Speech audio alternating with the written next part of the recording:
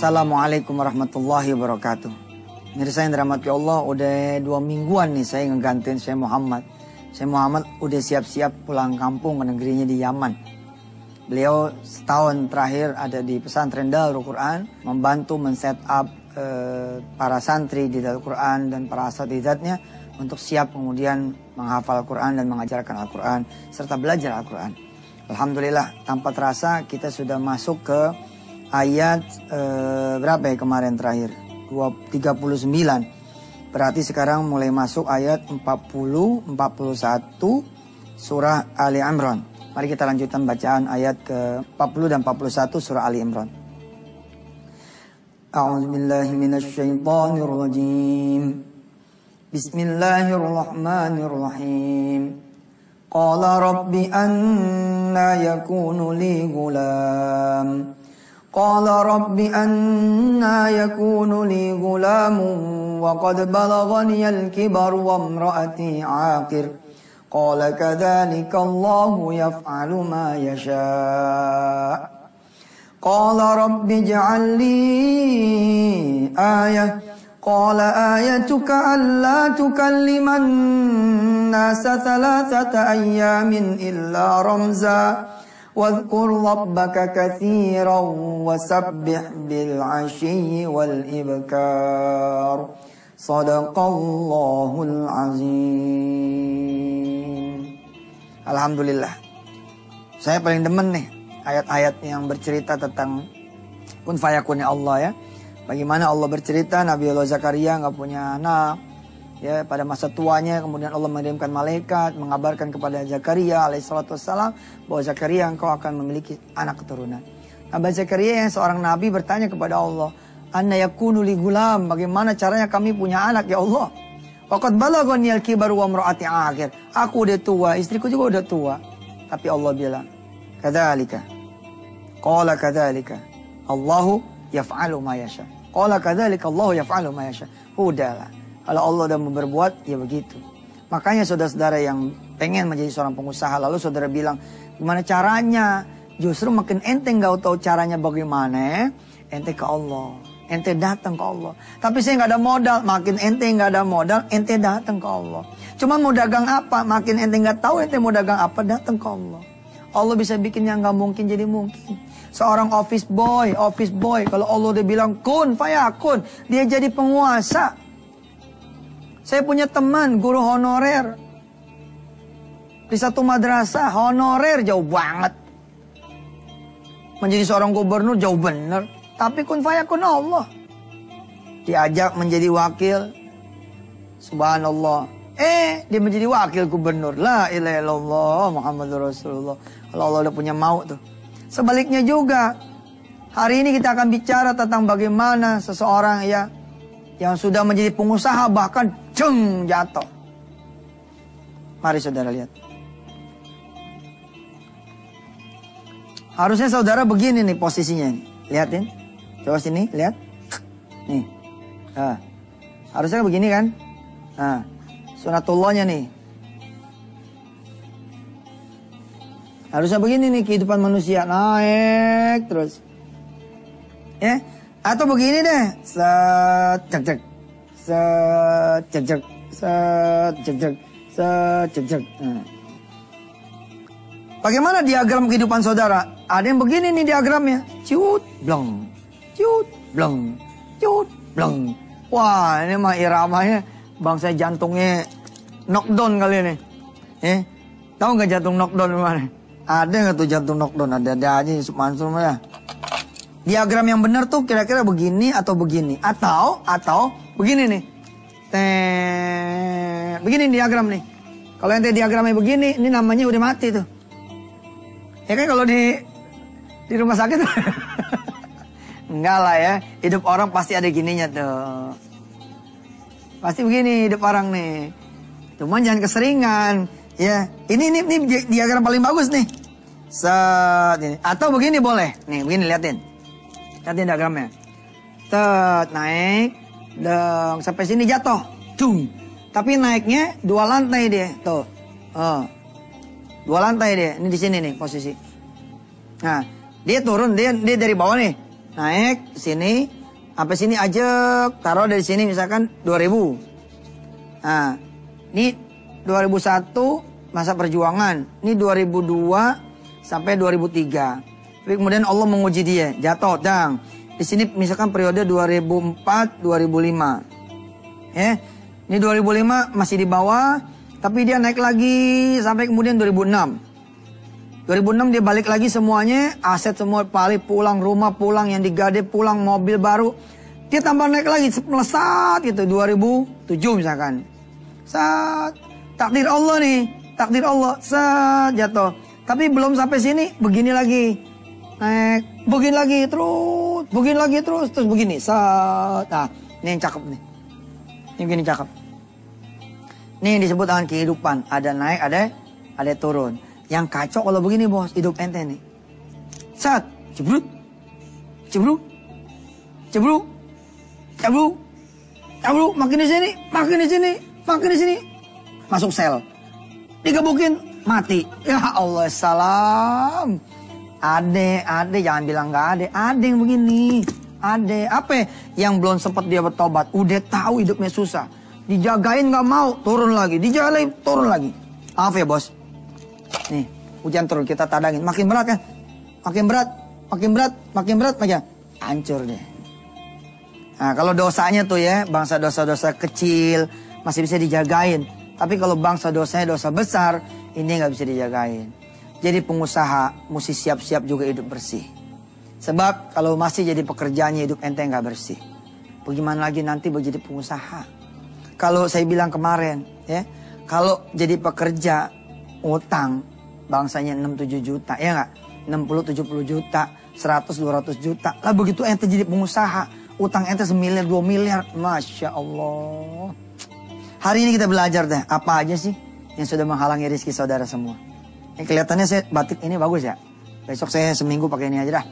Lagi demen nih, batiknya keren, ya. Batik nggak perlu mahal saudara, asal tahu mah nyarinya di mana, ya. Jangan laganya nyari di mall. Coba dong belusuk-belusuk, pasar-pasar Bengkok, pasar-pasar bangsa di Klewer, ya nggak? Kalau di Jakarta Ciledug, Nabang, wah itu asik. Ini murah, harganya murah, ya. Mudah-mudahan pemirsa cinta sama produk Indonesia yang murah-murah ya. Yang mahal-mahal buat sedekah duitnya dah, ya. Sampai ketemu nanti di segmen yang kedua, ya. Jangan kemana-mana, tetap bersama Yusuf Mansur di acara Wisata Hati Antv. Baik saudara-saudara yang dirahmati Allah, ada lagi diagram kehidupan orang yang seperti ini. Ya, dia muter-muter aja di sini gitu, nggak bisa keluar-keluar. Hidupnya begini aja, pusing, nggak keruan. Ada lagi orang yang hidup diagramnya seperti ini. Sana mentok, sini mentok. Sana mentok, sini mentok. Sana mentok, sini mentok. Semuanya mentok, nggak keluar-keluar dari kuadran yang namanya kesulitan. Sebaik-baiknya kehidupan orang beriman adalah ketika di atas dia bersyukur, ketika di bawah dia bersabar. Ketika di atas dia juga bersabar, ketika di bawah dia juga bersyukur. Emang ada Ustadz orang yang ketika di atas sabar, bos, kalau ente punya duit, ya 2M, tapi ente nggak ada sabarnya, ini 1 jam itu langsung 1 miliar nih. Saya nggak? Gimana caranya? Orang punya duit 2 miliar, tapi dia nggak ada sabarnya. Hah? Tiba-tiba dia 1 jam punya duit tinggal 1M. Gimana ceritanya? Dia terbang ke Singapura. Bang, terbang ke Singapura. Dia main judi. Hah? Dia bawa duit 2M, dia pikir masa iya habis gue duit 2M kan? Dihajar sama dia gocap nih, sang, dapat gope. 2M dikurang gocap 1,950. Tapi malah dapat 500. Berarti 50 4 jadi 2450. Makin ragus dia. Hah? Ditiban lagi sama dia nih. Cang, 50. Tinggal 2,4. 50 dapat lagi gope. Sini. Jadi 2,9. Wah, makin keren deh. Dia coba jajal, taruh 900. Sang. 900 ditaruh. 2,9 kurang 9. 0, 2. 2 miliar kan? Tapi yang 9 ini, ya, yang 900 ini menang deh. Jadi 9M. Di sini berapa? 11M. Begitu dia 11M dia taruh semuanya. Hah? Geser dia semua, serat gitu. Subhanallah. Pada saat itu hancur. Atau apalagi kalau dia punya duit kagak ada sabarnya, dia beli mobil. Hah? Dia taruh dia beli mobil yang harganya 9,990 juta. Ada loh mobil yang ngeledek banget sama kita. Mobil ngeledek namanya nih. Ada yang harganya tau nggak? 998 juta. Kita bawa 1M dipulangin 2 juta. Masya Allah. Tapi emang ya kehidupan ini kalau ente nggak bersyukur, nggak beriman ya, kayak diledek bener. Nggak percaya saya kadang-kadang gini ya. Maaf ya saudara ya, karyawan pabrik ya. Dia nabung kan tuh ya. Dia nabung nih dari mulai bulan Syawal. Ya, bulan Syawal sampai ketemu Ramadan lagi kan. Begitu tanggal 1 menjelang tanggal 1 Syawal, kan dia ke mall tuh. Coba lihat duit tabungan dia yang 1 tahun. Begitu keluar dari mall jadi 2 kantong. 2 kantong plastik doang nih. Nih nggak ada harga. Betapa nggak ada harganya duit. Kalau nggak dipakai buat ibadah ya, duit segitu doang Ji. Begitu dipakai lecek, lecet, robek, rusak, kusam, kucel, kusu. Kusu apa tuh? Lusuh. Ya, mesti ada syukurnya, mesti ada sabarnya. Mesti ada syukurnya, mesti ada sabarnya. Baik pada saat dia naik maupun pada saat dia turun. Kalau kehidupan saudara udah mulai ada tanda-tanda seperti ini, sat-sat turun, malah ngejebrembeb. Nah, kalau bisa, begitu di sini nih, ente di sini nih, ente megang warisan nih.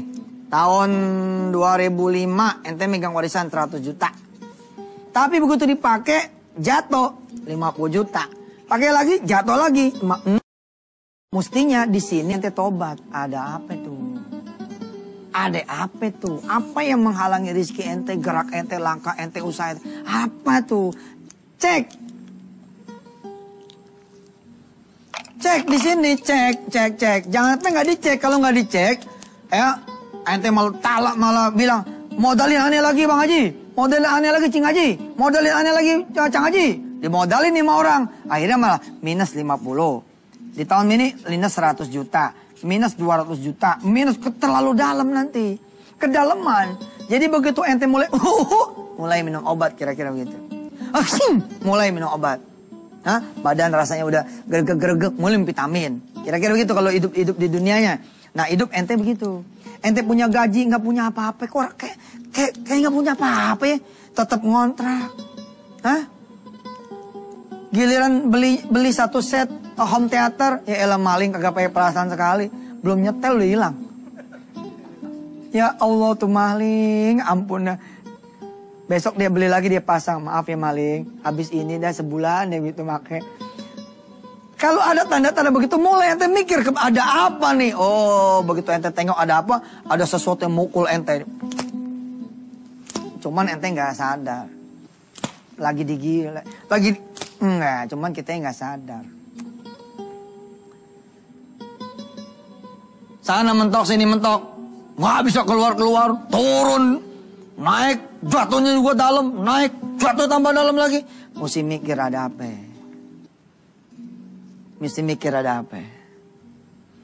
Coba ya, saudara ya. Hari ini saya barangkali tidak habisin sekarang nih penghalang rezeki. Buat masalah apa. Saya cuma mengajak ente berpikir. Ada apa ente? Sejatinya nih. Kalau ente bener maya. Pakaian ente halal, celana ente halal, sepatu ente halal, kaos kaki ente halal, daleman ente semua halal. Ente doa aja di rumah, Bismillah ya Rob, saya pengen usaha. Cuman yang jadi masalah, usaha apa ya? Saya nggak tahu. Ente keluar aja dah, keluar Bismillah dah di pintu. Itu yang nama rezeki bakalan datang. Aslinya begitu. Kenapa ente yang udah bawa rezeki lalu duit jadi pada hilang? Mikir. Mikirnya bagaimana? Coba dah. Kita segmen 3. Kita coba lihat ya. Ada nggak waktu buat kita ngomongin penghalang rezeki yang paling besar itu apa? Pemirsa yang dirahmati Allah, sebenarnya semua dosa tuh banyak banget ya. Asli dosa tuh banyak banget. Cuma kalau boleh diurai gitu, ada 2 nih bentuk kesalahan kita. Ya. Dosa sama Allah, dosa sama manusia. Kita nggak ngomongin yang sama alam deh. Kita coba ngomongin yang sama Allah, sama manusia. Alam juga sebenarnya wajib ditaruh kali ya, sama alam. Alam tuh jangan bilang agak murka, bakalan murka juga gitu. Tapi coba kita fokusin. Dosa sama Allah tuh bagaimana? Ini bisa dilihat kontrol dari yang wajib sama dari yang sunnah. Selama ente jalanin usaha ente, yang wajibnya bagaimana? Sunnahnya seperti apa? Kalau memang ente mau masuk ke kuadran pengusaha, ketika ente jadi pekerja, seperti apa yang wajibnya? Seperti apa yang sunnahnya? Saya harus katakan kepada saudara semua. Jika saudara semua seorang pekerja, berantakan yang wajibnya, berantakan yang sunnahnya, kubur dalam-dalam pengen jadi pengusaha, kubur dalam-dalam, gua kasih tahu lo pada. Di kantong saya nih banyak banget konselingan. Orang-orang yang kemudian jatuh, nggak bisa dia bangun lagi. Penyebabnya ini dia gagal yang ngurusin yang wajib yang sunnah. Kalau ente mau jadi pengusaha, mumpung masih jadi pekerja, coba benahin dulu wajibnya. Benahin dulu sunnahnya. Paksain diri. Pagi-pagi ente sholat duha. Paksain diri. Bagaimana Ustadz? Makin ente ngomong bagaimana, udah jadi itu aja terus. Satu hari saya datang nih ke salah satu mall besar. Ya. Yang jualan perabotan-perabotan segala rupa.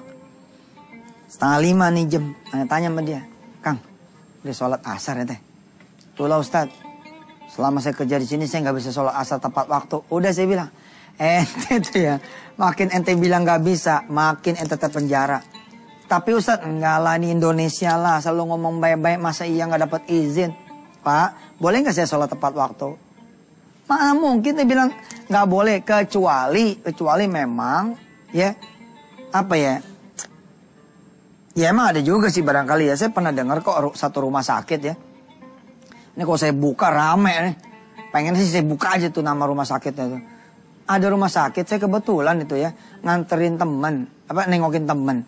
Begitu ngelihat saya tuh. Aduh, perawat-perawat pada nangis pada. Ustaz. Kan biasanya kan orang nangis tuh pada utang ya. Yang saya banyak. Ini enggak. Ustaz saya punya dosa. Ustaz banyak dosa. Ustaz. Kenapa? Ustaz, bisa nggak ngomongnya di lift? Loh, ngomongnya di lift. Ntar orang pada curiga kalau kita ngomong di lift. Sini ada kameranya Ustaz. Salah lo. Di lift lebih banyak lagi kameranya. Ada 2 tuh kamera di lift. Apa udah ngomong aja apa? Ustaz, di sini nggak boleh pakai jilbab Ustaz. Lihat tuh teman-teman satu rumah sakit nih. Mana yang pakai jilbab? Tuh, Santoso nggak pakai jilbab. Emang dia melaki lo bilang. Ustaz, di sini nggak boleh pakai jilbab Ustaz. Coba Ustaz, saya dibawa tuh ke bawah. Saya dibawa pemirsa ke bawah, ke parkiran. Lalu saya melihat pemandangan perawat-perawat turun dari motor dia atau dianterin dari motornya, kemudian dicopot jilbabnya. Dia ganti sama seragam. Ya Allah, sampai segitunya. Ya kalau emang udah kayak gitu tuh lebih afdolnya keluar. Afdol keluar. Ngapain kita? Sama manusia jadi kita nurut, sama Allah jadi kita kagak nurut. Manusia takut, fala takhshawhum wakhshawni. Jangan takut sama mereka, tapi takutlah samaku. Tapi rata-rata di Indonesia, insya Allah.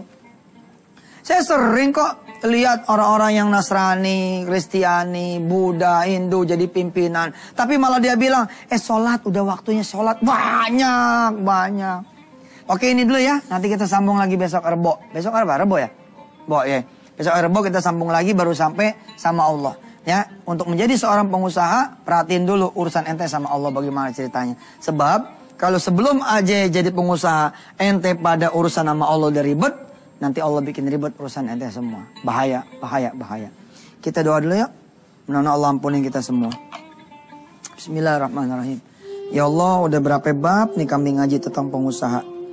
Dan berapa bab juga kami mengaji tentang Qur'anmu, tentang sunnahmu, tentang perintahmu, perintah Rasulmu. Jadiin saya dan pemirsa semua, ya Allah, ngambil manfaat, ngambil berkah. Juga buat TV-nya dan semua kru-krunya, ya Allah, mudah-mudahan Allah angkat derajat kami semua. Engkau tutup pintu nerakamu, engkau buka pintu surgamu, dan engkau bimbing kami untuk ketemu rezeki yang halal, yang barakah, yang banyak, ya Allah. Yang bisa memberakatkan kami semua dan orang tua kami ke Baitullah Al-Haram. Yang bisa membuat kami bisa punya rumah, bisa punya mobil, bisa punya kemudian uang dengan cara-cara yang halal, yang kau ridhai, yang kau suka. Wassallallahu ala sayyidina Muhammad wa ala alihi walhamdulillahi rabbil alamin. Sampai ketemu besok ya. Jangan bosan kalau saya pakai ini lagi selama seminggu. Lagi demen. Wassalamualaikum warahmatullahi wabarakatuh.